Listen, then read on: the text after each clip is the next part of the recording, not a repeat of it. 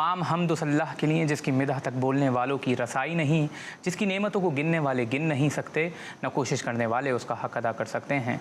दुरूद व सलाम हो मोहम्मद व आले मोहम्मद पर कि जो क़यामत तक आने वाली अवामुन्नास के लिए मिनारा नूर हैं, मिनारा हिदायत हैं।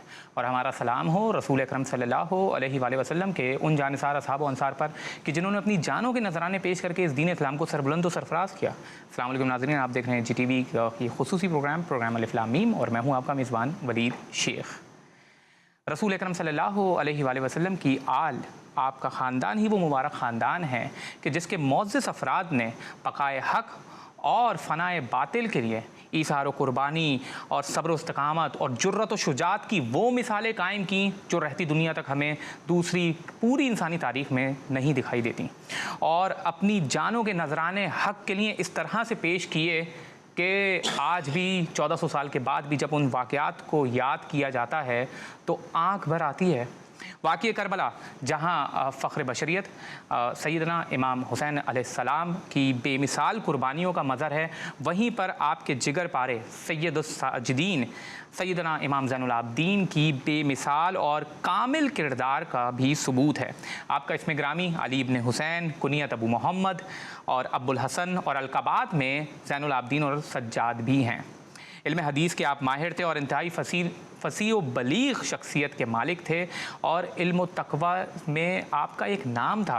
आपकी इज़्ज़त और एहतराम की बात की जाए तो वो मकाम था कि एक वाक़या बयान किया जाता है कि हज के दौरान, आपको पता है हज में क्या गहमा गहमी होती है और किस कदर रश होता है।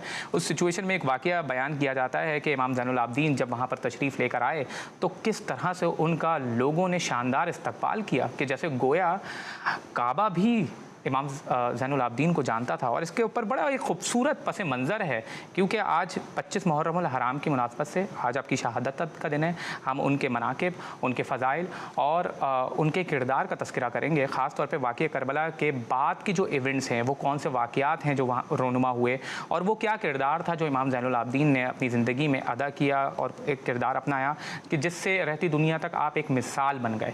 हमारे साथ मुल्क के नामवर इस्लामिक स्कॉलर्स मौजूद हैं जो अपने अपने मकातिब में एक मकाम रखते हैं, हैसियत रखते हैं। सब चलते हैं उनके तारुफ की तरफ।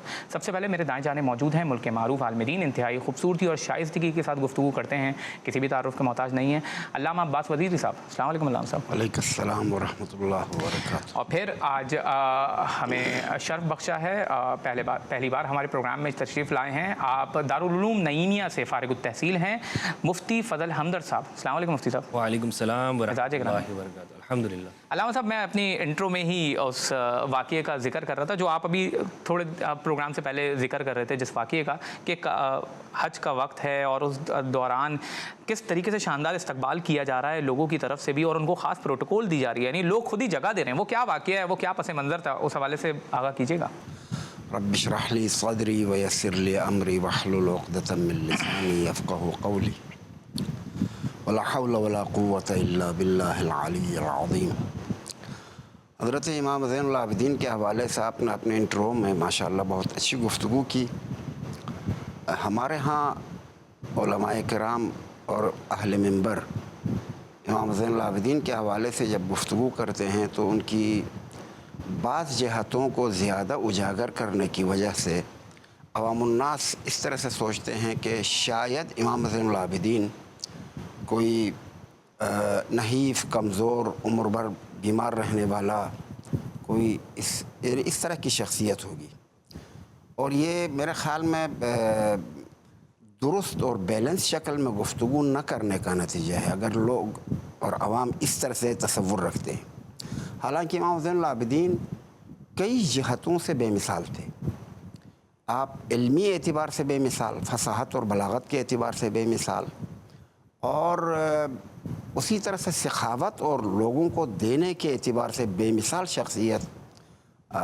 वाक़या करबला के बाद कहत साली आई थी मदीने में, तो आपने बहुत सौ के घरों को ज़िंदा रखा था माशाअल्लाह, और और रात की तारीकी में लोगों तक उनके क़ूत, उनकी ज़रूरत की चीज़ें पहुँचाया करते। सुभान अल्लाह। अच्छा, इन तमाम जहतों के अलावा आप ऐसे हैबतनाक शख्सियत थी कि जब तक ये ख़ुद मुस्कराए नहीं, दूसरों में इसके सामने बात करने की हिम्मत नहीं थी। अल्लाहु अकबर। अब देखिए ये कहाँ और वो اہل منبر جس طرح سے پیش کرتے ہیں وہ کہاں، یعنی کتنا بڑا فرق۔ اب یہ جو میں عرض کر رہا ہوں کہ آپ ایسے ہیبتناک شخصیت تھی، تو اس حوالے سے میں اس بات کی طرف بھی آتا ہوں جس کی طرف آپ نے اشارہ کیا۔ غالباً یہ عبد الملک کا زمانہ تھا یا ولید ابن عبد الملک کا زمانہ تھا، ان دونوں میں سے کسی ایک کا زمانہ تھا کہ ہشام ابن عبد الملک حج کو آیا، اور ظاہر ہے ہشام حکومت کا ایک فرد شمار ہوتا تھا، اس کے باوجود اس کی توقع یہ تھی کہ میں جب جاؤں تو لوگ میرا احترام کریں، استقبال کریں، مجھے جگہ دے دیں، لیکن ایسا کچھ نہیں ہوا، اور اس ہجوم میں ایک عام فرد کی طرف سے اس نے استلام کیا، کوئی جگہ نہیں ملی۔ اس کے بعد وہ قریبی کوئی ٹیلا تھا، اس ٹیلے کے اوپر اپنے حواریوں کے ساتھ بیٹھ کے کچھ کھانے پینے کا اہتمام کیا تھا، اور اس خانہ کعبہ کی طرف نظارہ بھی کر رہے تھے۔ دیکھا ایک خوبصورت نوجوان وارد ہوا، اور جب طواف میں آنے لگا تو اس کے سامنے سے حاجی اس طرح سے ہٹ گئے جیسے کائی پانی کے اوپر پھٹ جاتی ہو، یعنی یہ مجمع پھٹ گیا، اور حضرت امام زین العابدین آرام سے طواف کرنے لگے، اور جب استلام کا موقع آیا تو آپ کے سامنے سے سارے لوگ ہٹ گئے، اور امام نے جا کر ہاتھ چھوا اور بوسہ دیا۔ اس حالت کو دیکھ کے اسے اندر سے ایک اپنی اہانت کا احساس ہوا، میں اقتدار میں ہوتے ہوئے کوئی میرا اس طرح سے احترام نہیں کر رہا، یہ کون نوجوان ہے کہ جس کے آتے ہی سارے حاجی اس طرح سے ہٹ گئے اور ان کو جگہ دے دی۔ خود اس نے کہا من ھذا، یہ کون ہے؟ تو قریب میں بیٹھا ہوا فرزدق تھا۔ فرزدق ایک بہت بڑے قادر الکلام شاعر، اور وہ بھی فی البدیہہ بولنے والا شاعر، قریب بیٹھا ہوا تھا۔ اس نے کہا کہ تم اس کو نہیں جانتے ہو، میں اس کا تعارف پیش کرتا ہوں۔ ھذا الذی تعرف البطحاء وطأتہ، وہ ہیں کہ جسے سرزمین مکہ نہ صرف اسے جانتا ہے بلکہ اس کے نقش قدم سے بھی آشنا ہے۔ سبحان اللہ۔ یہ جہاں سے گزرتے ہیں اس کے نقش قدم کو بھی مکہ کی سرزمین جانتی ہے۔ والبیت یعرفہ والحل والحرم، اسے خانہ کعبہ بھی جانتا ہے، اور حل بھی اس سے آشنا ہے، حرم بھی اس سے آشنا ہے۔ ھذا ابن خیر عباد اللہ کلہم، یہ جتنے بھی عباد اللہ ہیں ان سب میں افضل ہیں۔ ماشاءاللہ۔ ھذا ابن خیر عباد اللہ کلہم ھذا التقی النقی الجود والکرم، یہ وہ تقی ہیں جو نقی بھی ہیں اور جود اور کرم کے بھی مالک ہیں۔ ماشاءاللہ۔ اس کے بعد کہتے ہیں کہ ھذا ابن فاطمہ ان کنت جاہلہ، اے ولید، اے ہشام، اگر تو اسے نہیں جانتا ہے تو میں آپ کو بتاتا ہوں، یہ فاطمہ کا فرزند، فاطمہ کے فرزند ہیں۔ ھذا ابن فاطمہ ان کنت جاہلہ وبجدہ انبیاء اللہ قد ختموا، یہ وہ ہیں کہ جس کے جد کے اوپر تمام انبیاء کی نبوتیں ختم ہو چکی ہیں، خاتم النبیین کے فرزند ہیں۔ اس کے بعد کہتے ہیں کہ وَلَيْسَ قَوْلُكَ مَنْ هَذَا بِظَاہِرِهِ، تمہارا یہ کہنا کہ من ھذا، یہ من ھذا کہنے سے اس کا کیا بگڑے گا، اس کا کیا نقصان ہوگا؟ العرب تعرف من انکرت والعجم، یعنی جسے تو نہیں پہچانتا اسے تو سارا عرب جانتا ہے، سارا عجم جانتا ہے۔ اگر سارا عرب اور عجم اس کو جانتے ہوئے تو نہیں جانتا ہے تو یہ تمہاری جہالت ہے، یہ کوئی اس کی فضل اور شرافت میں کوئی کمی نہیں آئے گی، تمہاری جہل میں اضافہ ہو جائے گا۔ اس کے بعد کہتے ہیں کہ یغض حیاء ویغضى من محابتہ، یہ حیا کی وجہ سے نظریں جھکائے ہوئے رہتے ہیں ہمیشہ، اور دوسرے لوگ اس کی ہیبت کی وجہ سے نظریں جھکائے ہوئے ہوتے ہیں، یعنی اس کے سامنے نظریں اٹھا کے دیکھ نہیں سکتے ہیں، یہ ہیبت ایسی رکھتے ہیں کہ اس کی وجہ سے نظریں جھکائے ہوئے ہیں۔ فلا یکلم الا حین یبتسم، اور اس وقت تک لوگ بات نہیں کر سکتے ہیں جب تک یہ مسکرائے نہیں، یعنی یہ حضرت امام زین العابدین علیہ السلام، اس میں کئی جہتیں ہیں۔ ایک تو امام زین العابدین کی شخصیت باروب ہونا، ایک ہیبتناک شخصیت ہونا، دوسری بات یہ ہے کہ ہشام ابن عبد الملک کا اقتدار میں ہونے کی وجہ سے یہ تصور کہ مجھے سب لوگ پہچانے ہیں، اور مجھے احترام کریں، جبکہ لوگوں کے دل میں بادشاہوں کا احترام نہیں ہوتا ہے، اہل فضل اور اہل علم اور اہل معرفت کا احترام ہوتا ہے۔ یہ سبق بھی ملتا ہے ہمیں، یعنی انسان کو چاہیے کہ وہ اہل فضل بن جائے تو لوگ خود بخود اس کا احترام کرتے ہیں۔ امام زین العابدین کی سیرت پہ چلیں گے تو آپ کی عزت ہوگی، ہشام ابن عبد الملک بننے سے کسی کی عزت نہیں ہوتی۔ بے شک بہت خوبصورت بیان فرما رہے تھے، جس طرح سے تعارف کروا رہے تھے، کیونکہ یہ بات ہے کہ امام زین العابدین کا جس طرح سے تعارف کروایا جاتا ہے عام ہماری سوسائٹی کے اندر، وہ تعارف کچھ اور ہے اور حقیقت اور فیکٹس کی دنیا میں ان کا تعارف کچھ اور ہے۔ بہت خوبصورت، بہت شکر گزار ہوں علامہ صاحب کا۔ ناظرین ایک چھوٹا سا بریک لیتے ہیں، بریک کے بعد دوبارہ حاضر ہوتے ہیں اور امام زین العابدین کی زندگی کے اوپر مزید گفتگو کرتے ہیں۔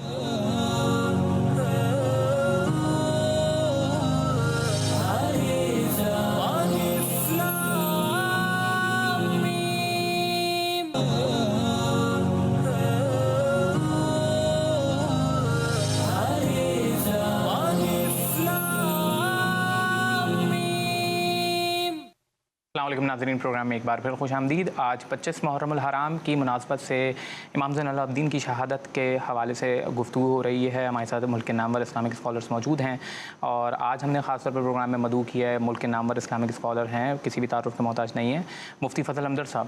مفتی صاحب، علامہ صاحب بہت ہی خوبصورت انداز سے تعارف کروا رہے تھے امام زین العابدین کی شخصیت کا، مگر آپ کی زندگی، آپ کی سیرت اور کردار کے بہت سارے پہلو ہیں۔ آپ انتہائی سخی بھی تھے، آپ انتہائی فیاض بھی تھے اور غربا کو اور سائلین کو بڑا نوازتے بھی تھے، یعنی بڑے پہلو ہیں جس طریقے سے تعارف کروایا جاتا ہے۔ تو کیونکہ آپ کا ایک ظاہر ہے ایک الگ تشخص ہے، ایک الگ تعلق ہے، تو میں آپ سے بھی سننا چاہتا ہوں کہ آپ کس طرح سے ڈیفائن کرتے ہیں امام زین العابدین کی شخصیت کو، کس طرح سے دیکھتے ہیں؟ بہت شکریہ آپ کا۔ بسم اللہ والصلاۃ والسلام علی رسول اللہ وآلہ وآلہ۔ امام زین العابدین علیہ السلام، ان کا نام علی بن الحسین بن علی بن ابی طالب ہے اور آپ 38 ہجری میں پیدا ہوئے، اور آپ کو یہ امام علی علیہ السلام کی جو رفاقت اور معیت ہے، 2 سال امام کی رفاقت اور تربیت میں رہے آپ۔ یہ بھی ایک آپ دیکھیں کہ امام زین العابدین علیہ السلام کے لیے کا بڑا شرف اور مقام ہے، اور 95 ہجری میں آپ کی شہادت ہوئی ہے، اور شہادت کا بھی ایک واقعہ ہے، یعنی 57 سال ان کی کل عمر مبارک ہے۔ علامہ صاحب نے بہت خوبصورت انداز کے اندر تعارف فرمایا اور ایک نئی جہت کی طرف رہنمائی کی، کہ صرف یہ نہیں ہے کہ جس طرح ہمارے ہاں سوسائٹی اور سماج میں مشہور ہے کہ آپ تو ایک ایسی نحیف اور کمزور شخصیت تھے کہ جو مسلسل زندگی بھر بیمار رہتے تھے۔ یہ ایک حقیقت ہے کہ واقعہ طف کے اندر امام بیمار رہے ہیں، اس سے کوئی انکار نہیں ہے، لیکن وہیں پر امام کا جو تعارف ہے اس میں ایک بڑی بات یہ ہے کہ آپ واقعہ کربلا کے عینی شاہد ہیں، یعنی کربلا کا پورا جو واقعہ ہوا ہے، اس پوری تاریخ کے اندر اہل البیت پر جو مظالم ہوئے ہیں اس کو آنکھوں سے دیکھنے والے، اور پھر بعد میں کربلا کے واقعات کو سلسلہ بسلسلہ امت تک پہنچانے والے امام زین العابدین علیہ السلام ہیں۔ ایک تو امام کے تعارف میں یہ بات ہے۔ دوسری بات، حضرت نے یہ جو فرزدق کے اشعار اور قصیدہ بیان کیا ہے، یہ ہمارے ہاں علماء اہل سنت نے تواتر کے ساتھ اس کو نقل کیا ہے، تواتر کے ساتھ۔ حلیۃ الاولیاء کے اندر ابو نعیم اصفہانی نے، سیر اعلام النبلاء کے اندر علامہ امام شمس الدین ذہبی رحمہ اللہ نے ایک طویل قصیدہ ہے، اور ہشام بن عبد الملک الاموی حکمران ہے اس وقت میں۔ اس میں مکمل واقعہ جو علامہ نے بیان کیا، میں صرف یہ اضافہ کرنا چاہتا ہوں کہ جب وہ بادشاہ نے یہ سنا نا تعریف کہ فرزدق نے کی ہے، امام زین العابدین کی تعریف کر رہے ہیں، تو اس نے پھر کیا کیا؟ فرزدق کو اٹھا کر جیل میں ڈال دیا، اللہ اکبر، جیل میں بند کر دیا عثفان کے مقام پر۔ تو یہ بات امام کو معلوم ہوئی کہ ہماری تعریف کرنے پر فرزدق جو شاعر ہے، جو مدح خوانی کیا ہے، اس کو جیل میں ڈالا گیا ہے۔ تو امام نے 12,000 درہم کا ایک تھیلا تیار کیا اور فرزدق کے لیے بھیج دیا کہ یہ آپ نے ہماری تعریف کی ہے، اہل البیت کی ہے، اور اتنے کٹھن مشکلات کے ساتھ، تو یہ ہماری طرف سے آپ ہدیہ رکھ لیں۔ ماشاءاللہ۔ تو فرزدق نے کہا کہ واپس بھیج دیا، اور ساتھ میں چٹھی پہ لکھا کہ یہ میں نے غضبا للہ ولرسولہ، یہ میں نے اللہ اور اس کے رسول کے لیے غیرت کرتے ہوئے آپ کی شان بیان کی ہے، اس مال کے لیے نہیں کی ہے۔ تو امام کے پاس جب وہ رکا گیا، امام نے پھر دوبارہ سے لکھ کے بھیجا، کہا کہ فرزدق میرا جو تجھ پہ حق بنتا ہے اہل البیت ہونے کی وجہ سے، تجھے اس کا واسطہ اسے قبول کر لے. ہم اہل البیت جب کسی کو دے دیتے ہیں مال واپس نہیں لیتے. ماشاءاللہ. تو امام یہاں ایک سخاوت بھی نظر آ رہی ہے. اور پھر اس یہ بات بھی معلوم ہوتی ہے کہ جو شخص ذکر اہل البیت کرتا ہے اس کی خدمت بھی کرنی چاہیے. اس کو جتنا ہو سکتا ہے ہم چاہیں ہم اس کی خدمت کریں، اس کو سراہیں. امام ہمارے اہل السنت والجماعت کے اندر ہمارے ائمہ نے جب اہل البیت کے اس چوتھے امام کی جب تعریف کی ہے تو الامام السید القدوہ لکھتے ہیں، اور بلکہ یہ لکھتے ہیں کہ یہ وہ ذات ہے وکان اہلا للخلافہ، جو یعنی ایسی ذات ہیں کہ جو اقتدار کے بھی یہی حقدار تھے. اور آپ کو میں بتاتا چلوں کہ ہمارے جو اہل السنت والجماعت کا ذخیرہ احادیث ہے اس کے جو ٹاپ کی جو پہلی کلاس ہے، اگر ہم تقسیم کرتے ہیں طبقہ اولا ثانیہ ثالثہ، جو پہلی کلاس ہے وہ سب امام کے شاگرد ہیں ماشاءاللہ. وہ سارے اہل سنت. یعنی اگر ان شاگردوں کو ہٹا دیا جائے اور ہم یہ احادیث کے ذخیرے کو سمجھنا چاہیں، علم کو لینا چاہیں، تو ہمارے اہل سنت کے پاس کوئی روایت نہیں بچے گی. کیا بات. وہ ٹاپ کے جو لوگ ہیں، مثلا شہاب الدین زہری ہیں، زہری امام کا شاگرد ہے. سعید ابن المسیب جنہیں خیر التابعین مدینہ کہا جاتا ہے، وہ فرماتے ہیں کہ ما رأیت واللہ ما رأیت افضل قرشی من علی بن الحسین، خدا کی قسم میری آنکھوں نے علی بن حسین سے افضل نہیں دیکھا. یہ کون شخص ہے؟ سعید ابن المسیب رحمہ اللہ، جو کہ مدینہ کے تابعین میں سے ہیں. اور زہری کی بھی یہی عبارت ہے. زہری کی بھی یہی عبارت ہے. زہری شاگرد رہا ہے. اعلام النبلاء، سیر و اعلام النبلاء میں انہوں نے بھی یہی کہا کہ علی ابن الحسین سے افضل شخصیت میں نے نہیں دیکھی. نہیں دیکھی ہے. تو اور اس کے بعد جو دوسرے طبقات ہیں، آپ دیکھیں کہ امام نے جب آپ واقعہ تف سے واپس آتے ہیں تو آپ نے کام کیا کیا ہے. سوال یہ ہے، امام نے دو جہتوں پر کام کیا، علمی، رفاہی، سوشل ورک. اچھا. یہ امام کی زندگی کو اگر ہم ایک سمجھنے کے لیے خلاصے کے طور پر، ورنہ امام کی زندگی بہت طویل ہے، اتنے مختصر پروگرام کے اندر تو ہم نہیں بیان کر سکتے، لیکن دونوں جو جہتوں سے اگر ہم دیکھتے ہیں، کیونکہ دین یہی ہے، علم، خدمت، اور یہ ساری کی ساری ہمیں اہل البیت میں نظر آتے ہیں. کیونکہ اہل البیت رسول اللہ کے دین کا تعارف کرنے والے اور آگے پہنچانے والے ہیں. رسول اللہ نے اس امت کے لیے ضمانت اہل البیت دیے ہیں ہدایت کے. تو ہمیں یہ نظر آتا ہے کہ علم کے اندر آپ یہ دیکھیں کہ پہلا طبقہ زہری کا ہو یا ابو اسحاق السبیعی کا، پھر آگے جتنے بھی جو علماء ہیں سعید المسیب وغیرہ، یہ سب شاگرد ہیں. پھر آپ نے یہ علم آگے منتقل کیا. اور یہاں میں عرض کرتا چلوں کہ امام بخاری رحمہ اللہ نے ایک عنوان قائم کیا ہے صحیح بخاری کے اندر. حدیث کا نمبر ہے 3110. اس حدیث کا جو ٹائٹل وہ دیتے ہیں، عنوان جو چیپٹر کا، وہ کہتے ہیں رسول اللہ کے صلی اللہ علیہ وآلہ وسلم کی زرہ، آپ کی قمیص، آپ کی تلوار کی وراثت، یہ کس کے پاس تھے؟ یہ اس میں پھر وہ ایک روایت لے کر آئے ہیں کہ جب علی مسور بن مخرمہ سے ہے کہ جب علی بن الحسین وہاں کربلا سے واپس آئے ہیں یزید بن معاویہ کی جانب سے، یعنی وہاں سے جب واپس آتے ہیں تو وہاں پر مدینہ میں ملاقات ہوتی ہے مسور بن مخرمہ سے. وہ کہتے ہیں یبن رسول اللہ، آپ کی میں کچھ میرے لائق کوئی کام ہے، آپ مجھے بتائیں. تو آپ کہتے ہیں کہ نہیں، مجھے آپ سے کام نہیں ہے، میں کوئی حاجت نہیں ہے، ہماری حاجتیں اللہ کے سامنے ہوتی ہیں. سبحان اللہ. پھر کہا کہ اچھا آپ کے پاس جو رسول کی تلوار ہے یہ آپ مجھے دے دیں، کیونکہ مجھے خوف ہے کہ کہیں یہ جو بنو امیہ ہے یہ آپ سے یہ تلوار چھین نہ لے، ہم اس کی حفاظت کریں گے. تو بخاری رحمہ اللہ نے یہاں جو عنوان دیا رسول کا لباس، رسول کی تلوار، اس کے وارث کون ہے؟ یہ امام علی بن الحسین علیہ السلام کے پاس آتے. نہ صرف رسول کی یہ وراثت بلکہ جو علم کی وراثت ہے. آپ اندازہ لگائیں کہ کربلا میں سیدنا حسین علیہ السلام نے اس تلوار کو وہاں پہ حوالے کیا، تو علم رسول کو نہیں دیا ہوگا. کیا کہنا ہے؟ وہ علم رسول جو وہاں امام علی اور پھر امام حسن اور امام حسین سے آگے تسلسل کے ساتھ چلا ہے، یہ صرف زبان کا نہیں تھا. یعنی اہل البیت کی ایک کوالٹی میں عرض کرتا چلوں، مختصر وقت ہے، ضرور. دیگر علماء میں ہمارے اہل سنت کے جو راویان حدیث ہیں ان میں اور اہل البیت کا جو علم ہے ایک فرق ہے. یہ راویان حدیث سند سے نقل کرتے ہیں اور اہل البیت کتاب سے نقل کرتے ہیں، رسول کی کتاب سے. وہ کتاب امام حسین علیہ السلام کے پاس یعنی امام علی سے آگے منتقل ہوتے ہوئے امام زین العابدین کے پاس تھی. اسی لیے ہمارے مناظر احسن گیلانی رحمہ اللہ نے کتاب لکھی ہے تدوین حدیث کی. اس میں فرماتے ہیں جب بھی یہ ائمہ اہل البیت کوئی حدیث بیان کرتے تھے نا تو کہتے تھے روایت رویناها عن آبائنا. یہ وہ علم ہے جو ہم اپنے آبا سے نقل کر رہے ہیں. تو علم کے اندر سب سے ہمیں آگے نظر آتے ہیں کہ سوسائٹی کو ایجوکیٹ کرنے کے اندر سید سجاد کا بڑا کردار تھا. اور انہوں نے دیکھا کہ جب تک معاشرے کے اندر علم نہیں ہوگا تو آگے پھر جا کر کسی بھی طرح کی اگر آپ تحریک برپا کرنا چاہتے ہیں اس کا سوسائٹی میں فائدہ نہیں ہوتا. اس لیے جو قوم علم میں آگے جاتی ہے اور رفاہیت کے اندر آگے جاتی ہے تو وہ آگے ترقی کرتی. دوسرا جو پہلو تھا سوشل ورک.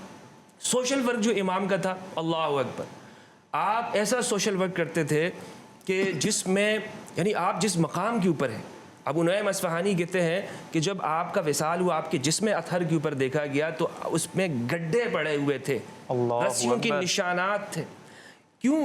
اس لیے کہ آپ ان راشن کے پیکٹ بنا کر جو راتوں کو اپنے کندھوں پر بوریوں کو رکھا کرتے تھے اور مدینہ کے جو یتیم تھے ان کے گھروں کے باہر رکھ دیا کرتے تھے, رات کو رکھ دیا کرتے تھے. صبح پھر انہیں معلوم ہوتا کہ اچھا یہ کھانا آیا ہے. ماشاءاللہ 100 یتیم یعنی فیملیز ایسی. آپ نے پورا ڈیٹا رکھا ہوا تھا فلاں علاقے کے اندر یہ ہے. یہ صرف مدینہ کے قریب کے لوگ نہیں, ارد گرد کے وہاں پر ان کا ڈیٹا تھا امام کے پاس کہ اس گھر میں جانا ہے, اس کے یہ ضرورت ہے, اس کو فلاں اس کو کھانے کی ہے, اس کو لباس کی ہے, اس کو. تو اس اعتبار سے امام وہاں پر ان کو خود کرتے تھے بنفس نفیس اپنے کندھے پر رکھ کے کیا کرتے تھے. اور کہتے ہیں ابو زہرہ مصری نے ایمان افروز جملہ لکھا ہے. ابو زہرہ مصری لکھتے ہیں حیات امام سجاد کے اندر کہتے ہیں کہ جب امام کا وصال ہوا نا زندگی میں پتہ نہیں چلا کہ یہ کون دے رہا ہے رزق ہمیں, کون آ رہا ہے جو راتوں کو ہمیں دے کے چلا جاتا ہے. جب وصال ہوا مدینہ کے یتیم بچے بھوکے ہو گئے. اللہ اکبر. یعنی عطا بھی کر رہے ہیں تو اس طرح سے عطا کر رہے ہیں کہ لوگوں کو معلوم بھی نہیں ہے, جو ریسیو کرنے والا ہے اسے بھی نہیں پتا کہ کون دے رہا ہے.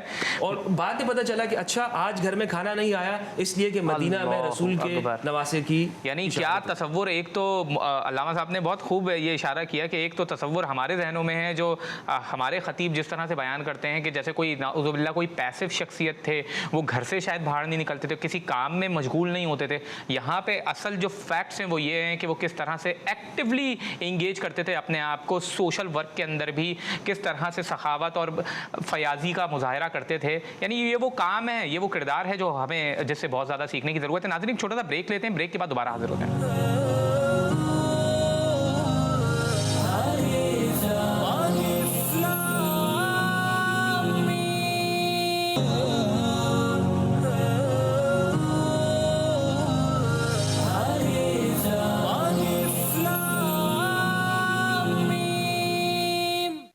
السلام علیکم ناظرین, پروگرام میں ایک بار پھر خوش آمدید. آج خاص طور پہ امام زین العابدین کی شہادت, ان کے کردار, ان کی سیرت کے حوالے سے گفتگو کر رہے ہیں 25 محرم حرام کی مناسبت سے. ہمارے ساتھ ملک کے نامور اسلامک اسکالر علامہ عباس فضیلی صاحب موجود ہیں. علامہ صاحب, ہم اگر امام زین العابدین کے پرسپیکٹو سے کربلا کو دیکھیں کہ وہ بیٹے ہیں اور ان کے والد گرامی کی انتہائی مظلومانہ شہادت ہوتی ہے, اور کس طرح سے ان کے پورے گھر والوں کو اور پورے بھائیوں کو, بھانجوں کو, چاچاؤں کو, یعنی ہر اسپیکٹ سے ہم دیکھیں تو ان کے پورے گھر والوں کو گھیر کے مارا گیا ہے. ایسی صورت میں تو انسان ریکور ہی یعنی اس کے لیے بہت مشکل ہوتا ہے. ایک مینٹل اسٹریس, ایک ظاہر ہے یہ صدمہ ہی اتنا بڑا ہوتا ہے کہ اس سے نکلنا ہی مشکل ہو جاتا ہے. علالت کے باعث آپ جوائن نہیں کر سکے تھے, وہ کیا مرحلہ تھا, وہ کیا واقعات تھے ایگزیکٹلی, کیا وہ پس منظر تھا, ان کا کردار واقعہ کربلا میں کیا تھا ایگزیکٹلی؟ بسم اللہ الرحمن الرحیم. حضرت امام زین العابدین علیہ افضل الصلاۃ والسلام واقعہ کربلا میں جو ان کے ذمے فریضہ تھا اس کو جس احسن طریقے سے نبھایا ہے اس کی مثال کم ملتی ہے. دشمنوں کے مقابلے میں تلوار لے کے جانا اور مقابلہ کرنا اگرچہ بھوک پیاس بھی ہو, اور اس کے بعد شہید ہونا کوئی انہونی بات نہیں ہے, خاص طور پر اہل البیت علیہم السلام کے لیے, اس لیے کہ وہ شہادت کو سعادت سمجھتے تھے اپنے لیے, اپنی زندگی میں وہ شہادت کو تلاش کرتے تھے, لہذا ان کے لیے کوئی عجیب بات نہیں ہے. لیکن امام زین العابدین علیہ السلام کا جو امتحان تھا وہ نہایت ہی عجیب و غریب امتحان تھا. آپ غور کیجئے کہ شب عاشور کے بعد جو دوسری رات آئی ہے جس کو شام غریباں کہا جاتا ہے، اس شب میں خیمے میں آگ لگے ہیں، بچے بکھرے ہوئے ہیں اور قیامت کا منظر ہے، اور ایسے میں آپ کی معرفت اور خدا شناسی کا یہ عالم ہے کہ سجدے میں سر رکھتے ہیں کہ رضاً بقضائہ و تسلیما لامرہ لا معبود سواک یا غیاث المستغیثین، یعنی آپ سجدے میں ہیں اور یہ کلمات جاری فرماتے ہیں، اور اس طرح سے یعنی اس قیامت خیز حالت میں خدا کے ساتھ راز و نیاز کرنا۔ اسی طرح سے ایک اور دردناک پہلو جو امام زین العابدین اپنی زندگی میں نہ بھلا سکے، وہ یہ خوب غور کریں کہ کوئی جوان بیٹا موجود ہو اور اس کا باپ، اس کے چچا، اس کے بھائی سب شہید کر دیے جائیں، اور صرف شہید نہیں، شہادت کے بعد اس کے باپ کے جنازے کو پامال کر دیا جائے، اور یہ جوان بیٹا کچھ نہ کر سکے اس لیے کہ ایک حکمت الہی کے تحت خدا نے اسے مریض کر دیا تھا کہ یہ سلسلہ امامت کو قائم رکھ سکیں، اس لیے کہ اگر یہ بیمار نہ ہوتے تو امام کی نصرت میں جاتے اور یہ بھی شہید ہو جاتے۔ اور عبید اللہ ابن زیاد نے دربار میں جب دیکھا کون ہے، کہا یہ علی ابن الحسین نے، کہا علی تو کربلا میں قتل ہوئے، یہ کون علی ہے؟ تو وہاں اسے جواب ملا کہ امام حسین نے اپنے تمام بچوں کا نام علی رکھا تھا اور یہ وہاں بیمار تھے اس وجہ سے شہید نہیں ہوئے۔ تو اس ملعون نے کہا کہ اب اسے شہید کر دو، ہم نہیں چاہتے ہیں کہ یعنی امام حسین کے فرزندوں میں کوئی زندہ رہے۔ وہاں اسے شہید کرنا چاہا، اور حضرت علیہ مکرمہ زینب کبریٰ سامنے آئی اور انہوں نے فرمایا کہ میرے ہوتے ہوئے میرے بیٹے پر آنچ نہیں آئے گی۔ اور اس حالت میں جب اس نے جلادوں کو حکم دیا قتل کر دو، تو کچھ دربار میں بیٹھے ہوئے لوگوں نے کہا کہ یہ شائستہ نہیں ہے کہ کسی خاتون کے اوپر ہاتھ اٹھایا جائے۔ اس طرح سے امام زین العابدین بچ گئے۔ پھر یعنی خدا کی مشیت یہ تھی کہ سلسلہ امامت باقی رہے، اس لیے امام زین العابدین باقی رہے۔ تو یہ اب غور کریں کہ یعنی یہ درد کتنا امام سجاد کے لیے روگ بن جائے گا اپنی بعد کی زندگی میں، کہ ایک جوان بیٹا موجود ہو اور باپ کا جنازہ پامال ہو جائے۔ اسی طرح سے ایک اور چیز جو امام زین العابدین کے لیے انتہائی دردناک اور تکلیف دہ ہے وہ یہ ہے کہ شہید ہونا ان کے لیے بڑی بات نہیں تھی، لیکن یہ پہلو زیادہ دردناک ہے کہ بہنوں اور پھوپھیوں کے ساتھ کربلا سے کوفے تک قیدی بنائے جائیں اور کوفے سے شام تک قیدی بنایا جائے اور ہر طرح کے لوگوں کی باتیں سنیں۔ اللہ اکبر، یعنی یہ بہت تکلیف دہ مسئلہ ہے۔ اسی وجہ سے آپ فرماتے ہیں کہ جتنی تکلیفیں ہمیں شام میں پہنچی اتنی تکلیفیں کم ہمیں کہیں نہیں پہنچی، اس لیے کہ کوفہ میں تو کچھ لوگ شروع میں تماشا دیکھنے آئے، جب پتہ چلا کہ اہل البیت ہیں تو رونے والے بھی تھے، لیکن شام میں کوئی رونے والا نہیں تھا، شام میں سب کے سب آپ کا تماشا بین تھا۔ یعنی اس حالت میں امام زین العابدین کا اس طرح سے یعنی دربار شام تک جانا ایک انتہائی غیر معمولی واقعہ ہے جو امام زین العابدین بھلا نہیں سکتے ہیں۔ یعنی اسی وجہ سے واقع کربلا کے بعد 35 سال تک آپ زندہ رہے اور ہمیشہ آپ گریہ فرماتے رہے۔ اللہ اکبر۔ اور پھر اس کے بعد آپ کی شہادت کا بھی واقعہ ہونا، مفتی صاحب شہادت کا وہ کیا واقعہ تھا، وہ کیا پس منظر تھا، اس کے حوالے سے آگاہ کیجیے گا۔